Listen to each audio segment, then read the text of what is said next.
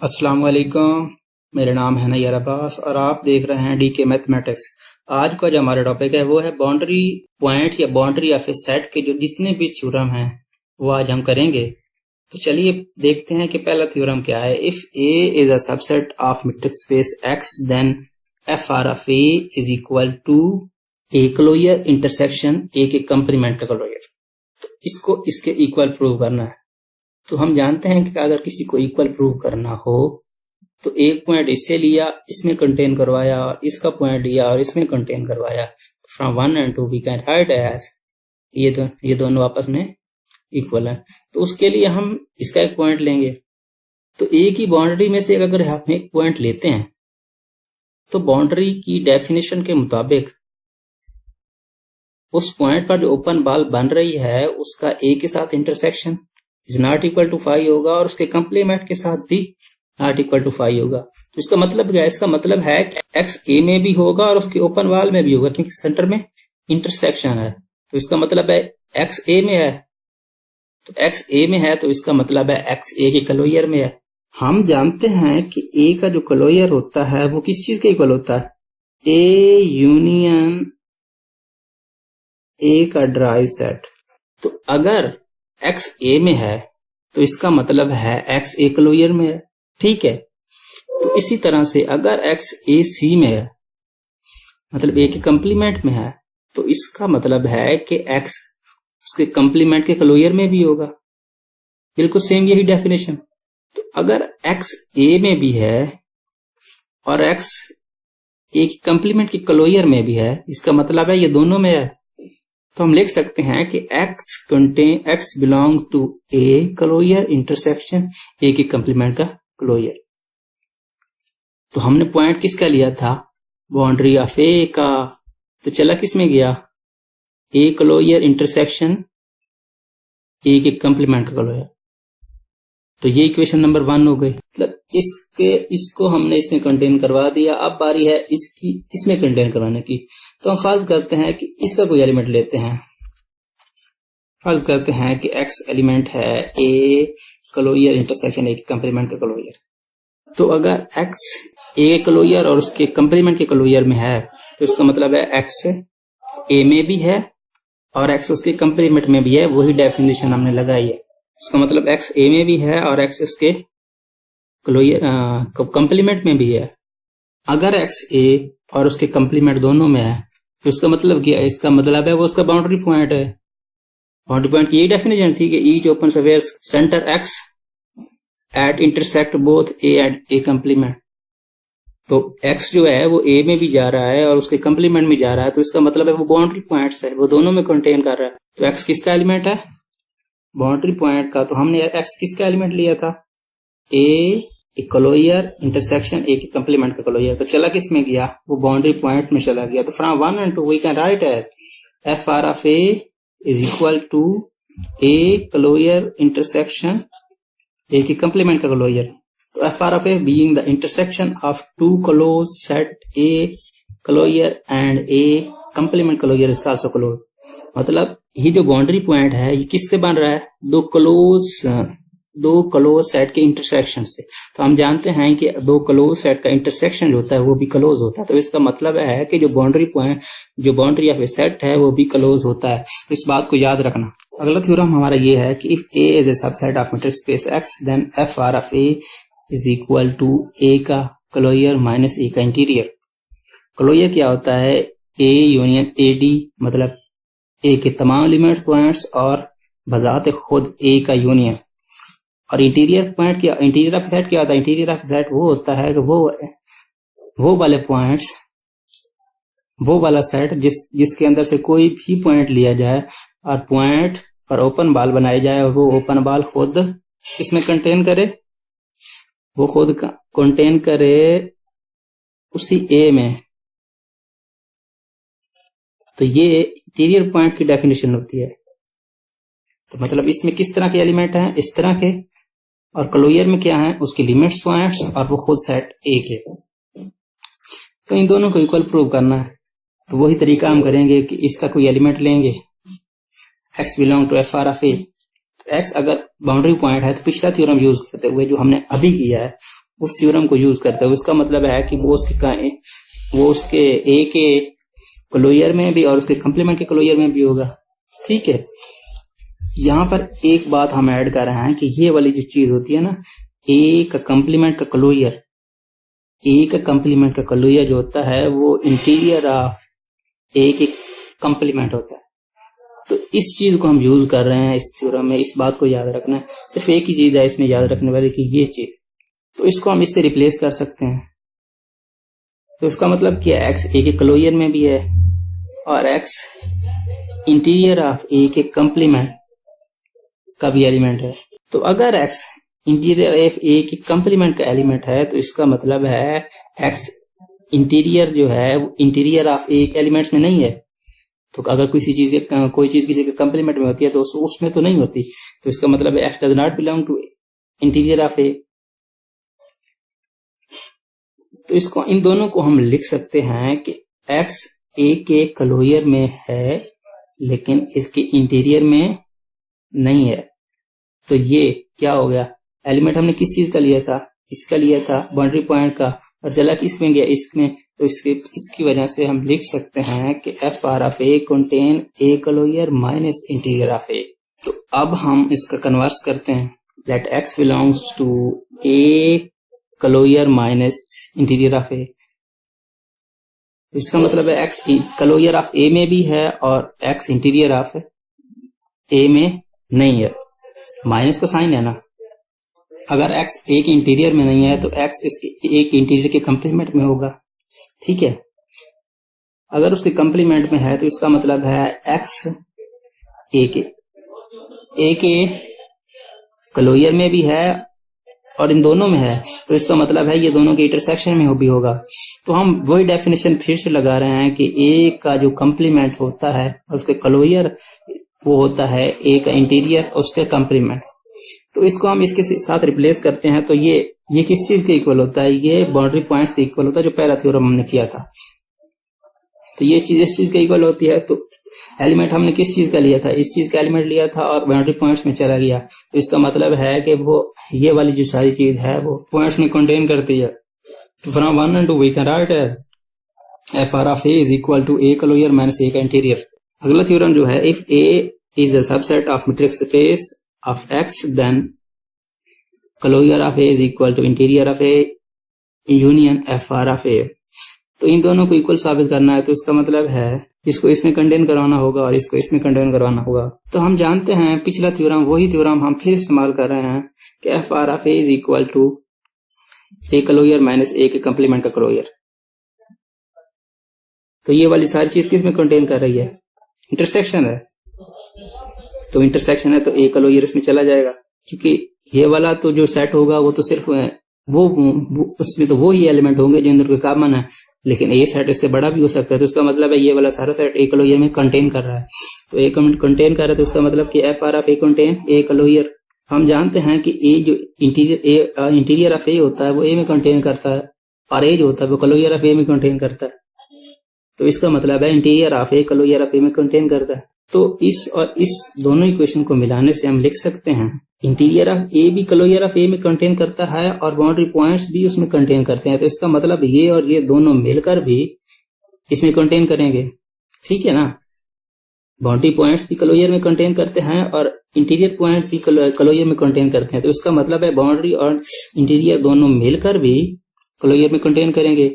इसको इक्वेशन का नाम दे दिया। एक चीज तो हम कंटेन करवा ली, मतलब इस चीज को हमने ए क्लोजर में कंटेन करवा लिया। अब ए क्लोजर का एलिमेंट ले लेके इसमें। तो चलिए आगे बढ़ते हैं।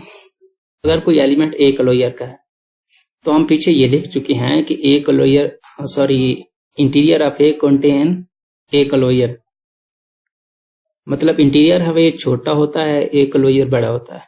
तो अगर कोई एलिमेंट इंटीरियर ऑफ ए का है क्लोजर ऑफ ए का है तो इसका मतलब वो इंटीरियर में हो भी सकता है और नहीं भी हो सकता है। तो दो पॉसिबिलिटी बन गई। अगर x जो है वो इंटीरियर ऑफ ए में हो तो क्या होगा, अगर इंटीरियर ऑफ ए में हो तो x belong to interior of A union F R of A. अगर x इंटीरियर में है तो उस किसी चीज उसका किसी भी सेट के साथ अगर हम यूनियन ले लें तो वो उसमें भी होगा, क्योंकि यूनियन में दोनों के इकट्ठे एलिमेंट्स होते हैं। तो इसका मतलब है कि A interior union F R of A के कोई भी एलिमेंट हो, लेकिन जब इसके साथ यूनियन लेंगे तो फिर एक्स इसमें जरूर जाएगा, क्योंकि एक्स इंटीरियर ऑफ ए का एलिमेंट है। तो एक बात तो यहाँ हो गई कि अगर एक्स उसका एलिमेंट हो तो ये कंडीशन बनती है। दूसरी कंडीशन ये थी कि अगर उसका एलिमेंट ना हो तो क्या होगा। तो अब हम कह देते हैं कि एक्स इंटीरियर ऑफ ए का एलिमेंट नहीं है। तो अगर एलिमेंट नहीं है तो उसके कंप्लीमेंट का एलिमेंट होगा। तो अगर कंप्लीमेंट का एलिमेंट होगा तो ये डेफिनेशन हम फिर लगा रहे हैं। ये वाली जो चीज है ये हम तकरीबन तीसरी बार इस्तेमाल कर रहे हैं। तो इस बात को याद रखना। दो चीजें, एक थ्योरम, एक हम बाउंड्री पॉइंट की ये डेफिनेशन सबसे ज्यादा इस्तेमाल कर रहे हैं, ये सबसे ज्यादा इस्तेमाल कर रहे हैं, और दूसरी कंडीशन जो इस्तेमाल हम कर रहे हैं वो ये चीज है। ये छह थ्योरम है, तकरीबन 6 के 6 थ्योरम में यही चीज इंपॉर्टेंट है और यही चीज सारा इनसार होता है। तो इस बात को याद रखना है। तो इसको हम इसके साथ रिप्लेस कर सकते हैं। तो इसका मतलब क्या है, तो अगर x ए के कंप्लीमेंट के क्लोजर में है, अगर x ए के कंप्लीमेंट के क्लोजर में है तो हम लिख सकते हैं कि x interior of A intersection A के क्लोजर में भी होगा। तो इसका मतलब क्या है, इसका मतलब है एफ आर ऑफ ए, वही देख लें, वो डेफिनेशन फिर से इस्तेमाल हो गई। तो F R of A element हमने किसका लिया था, ए क्लोजर का, तो एफ आर ऑफ ए में चला गया। ठीक है। तो अगर कोई एलिमेंट एफ आर ऑफ ए का है, मतलब बाउंड्री पॉइंट्स का एलिमेंट है, तो बाउंड्री पॉइंट्स का किसी चीज के साथ भी हम यूनियन ले लें, किसी चीज के साथ भी, तो वो जो अगला सेट होगा उसमें भी वो एक्स कंटेन करेगा, जिस तरह हमने ये किया था। क्योंकि एक्स ए इंटीरियर का एलिमेंट था तो इसके साथ यूनियन लिया तो उसके साथ रहा।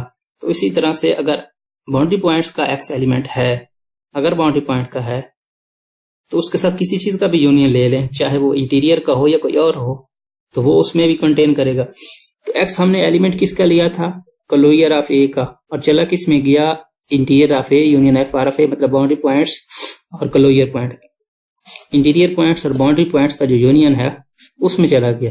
तो पहले वाली इक्वेशन जो हमने बनाई थी, ये interior of A union F R of A contain A closure. अब A closure contain A interior of A union boundary of point A. From 3 and 4 we can write as a closure is equal to interior union f r of a. If a subset of metric space X, then interior of a intersection boundary of a is equal to 5. इस साफ सी common sense अगर इस्तेमाल किया जाए ना, तो interior of ए क्या होता है, वो वाले पॉइंट्स जो किसी सेट के अंदर होते हैं, और boundary points F R of A boundary points हैं। तो इंटीरियर पॉइंट्स जो किसी सेट के अंदर होते हैं और बाउंड्री पॉइंट्स जो किसी बाउंड्री पे होते हैं, तो उन दोनों का अगर इंटरसेक्शन लिया जाए तो वो तो 5 ही होगा। तो हम फर्ज कर लेते हैं कि वो 5 नहीं है। सपोज ऑन कंट्री दैट ये चीज 5 के इक्वल नहीं है।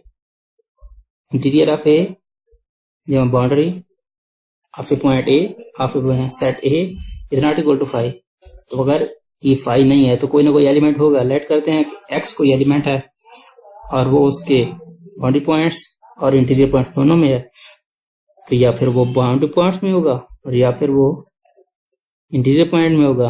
और अगर बाउंड्री पॉइंट्स में है, तो बाउंड्री पॉइंट की डेफिनेशन के मुताबिक उस पर ओपन बॉल बनेगी और वो ओपन बॉल उस साइड में कंटेन करेगी। ठीक है। तो ये हमने डेफिनेशन लगा दी इंटीरियर पॉइंट की। तो इस बार ओपन बॉल बनाई, ओपन बॉल ए में कंटेन करवा दी। ठीक है। तो अगर ओपन बॉल ए में कंटेन करती है तो ओपन बॉल और उसके कंप्लीमेंट का जो इंटरसेक्शन वो 5 होगा, क्योंकि ए का कंप्लीमेंट जो होता है उसमें से ए के तमाम एलिमेंट्स को रिमूव कर दिया जाता है। तो मतलब जो पॉइंट्स ए में कंटेन कर रहे थे वो सारे के सारे निकल गए। तो इसका मतलब हुआ कि इन कंप्लीमेंट और ओपन बॉल का इंटरसेक्शन 5 है। तो इसका मतलब क्या है, इसका मतलब है कि 5 आ गया है, तो इसका मतलब है कि एक्स बाउंड्री पॉइंट नहीं है। बाउंड्री पॉइंट की दो कंडीशन थी, एक ये थी कि उसका कंप्लीमेंट के ओपन बाल के साथ जो हो इंटरसेक्शन वो फाई ना हो, तो ये बात तो गलत हो रही है। तो इसका मतलब है कि इसका बाउंड्री पॉइंट नहीं है, लेकिन हमने इस चीज के हिसाब से इसको हमने एक्स लिया है, तो इसका मतलब है कि इसका बाउंड्री पॉइंट है। तो ये कंट्राडिक्ट कर रही है, तो ये कंट्राडिक्ट कर रही है। तो इसका मतलब क्या है कि सही क्या था, सही ये था कि वो फाई था, वो फाई के इक्वल था। नेक्स्ट हमारा थ्योरम है, if A is a subset of metrics space X then A is open. A अगर ओपन है then A intersection F R of A is equal to five. तो let A be an open subset of metrics space X. हम जानते हैं कि अगर ए open होता है तो ए इंटीरियर ए के इक्वल होता है। ए अगर इंटीरियर ए के इक्वल है तो हम लिख सकते हैं कि interior of A intersection of F R of A. तो ए की जगह इक्वल है, तो हम इस तरह भी लिख सकते हैं कि A intersection F R of A is equal to five. A अगर ओपन हो तो इंटीरियर ऑफ ए के इक्वल होता है, मतलब ए के बाउंड्री पॉइंट्स नहीं होते, ए के बाउंड्री पॉइंट्स नहीं होते, तो इसका मतलब है बाउंड्री पॉइंट्स और ए जो होगा वो उनका इंटरसेक्शन फाइव होगा। तो अब हम इसको कन्वर्स करेंगे, तो कन्वर्स करने की क्या करना है, लेट करते हैं कि A intersection F R of A is equal to five. तो इस चीज का मतलब क्या है, इसका मतलब है कि कोई भी पॉइंट ए और बाउंड्री पॉइंट्स कॉमन नहीं है। तो इसका मतलब है कि ए के पॉइंट बाउंड्री पॉइंट्स हैं भी नहीं, so no point of A is its boundary points. इसका मतलब यही है कि ए और एफ आर ऑफ ए और उसके बाउंड्री पॉइंट्स इंटरसेक्शन फाइव है, तो इसका मतलब है कि ए के बाउंड्री पॉइंट्स नहीं है। तो अगर ए के बाउंड्री पॉइंट्स नहीं है तो इस ए में से कोई एलिमेंट लिया जाए और उस पर ओपन बाल बनाई जाए, तो उस पर जो ओपन बाल बनी है वो उसको हम इस तरह लिख सकते हैं, S R of X intersection A C is equal to five. ये किस चीज की डेफिनेशन, ये बाउंड्री पॉइंट्स की डेफिनेशन है। बाउंड्री पॉइंट क्या होता है, S R of X intersection A C is not equal to five. तो ए के बाउंड्री पॉइंट्स नहीं है, तो इसका मतलब है ये does not equal to five खत्म हो गया।